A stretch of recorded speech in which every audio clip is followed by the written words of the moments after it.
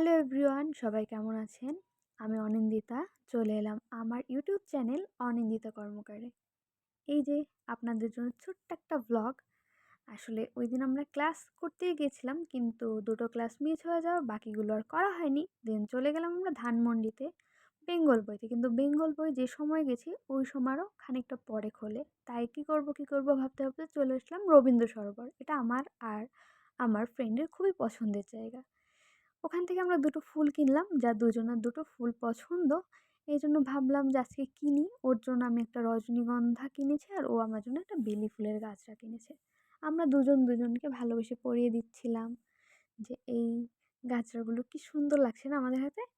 যাই হোক, আমরা একটু ভিডিও ক্লিপ নিলাম, ওখানে বসে কিছুক্ষণ আড্ডা দিলাম, খাওয়া দাওয়া করলাম।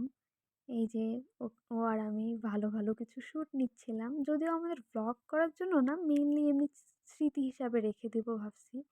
এই কারণেই এই যে আমি রিক্সায় প্রচুর না বক বক করি, কি বলি আমার নিজেও জানি না।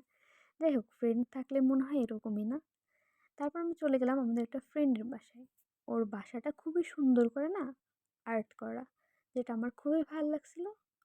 দেন আমরা চলে গেলাম খাবার খেতে মোহাম্মদপুরের বাঙালিয়ানা ভোজ রেস্টুরেন্টে। এখানে না খুব মজার ভর্তা ভাত পাওয়া যায়। তারপর আর কি, এই যে আমরা একটু রিক্সায় ঘুরলাম, একটু না আসলে ওই দিনটা না অনেকটা রিক্সায় ঘুরেছি।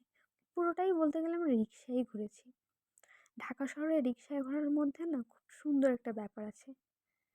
ও, বক বক করতে করতে আমাদের কিছু ছবি চলে গেল না। এই যে ভিডিওগুলো করেছিলাম, তবে আমি না ভিডিও করা থেকে বেশি হাঁটছিলাম আর বারবার বলছিলাম তোকে তো এবার ফেলে দিব কিন্তু।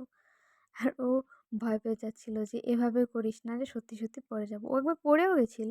যাই হোক, ওর এই যে কি বিটিএস লাভাররা এরকম মানে পোজ দেয় না কি বলছিল এইসব, আর আমি পারছিলাম না, ওই নিয়ে হাসাহাসি করছিলাম। দেন এই যে হার্ট শেপ, মানে ও অনেক কিছু বলে এরকম কর ওরকম কর, আর আমি ওকে বারবার বলি এইগুলো আমি পারবো না। এই যে দেখাচ্ছে, আর এটা আমি মোটেই পারছিলাম না, যে এটা কী ভাই। যাই হোক, এটা মনে হয় কোনো বিটিএস লাভার সাইন না লাভ শেপ, আমি জানি না সঠিক। যাই হোক, আমারটা হয় নাই কিন্তু। এটা নিয়ে আমি খুবই হাসছিলাম। এই ছবিগুলো না বেশ সুন্দর একটা স্মৃতিকে ধরে রাখে, তাই না? এই যে দুই ফ্রেন্ড হুটহাট করে বেরিয়ে যাওয়া, গল্প করা, আড্ডা দেওয়া, খাওয়া, এগুলো সবই একটা সুন্দর স্মৃতি। মানে হয়তো বা কোনো প্ল্যান ছিল না, রেডি হওয়া ছিল না, কিন্তু তাও কত সুন্দর লাগছে না? আমার নিজের কাছেই নিজেদের এই কম্বিনেশন, মানে এরকম টুইনিংটা খুবই ভালো লাগে। আপনাদের কাছে কেমন লাগে অবশ্যই আমাদেরকে জানাবেন। আর আমাদের জন্য আশীর্বাদ করবেন। ভালো থাকবেন। টাটা।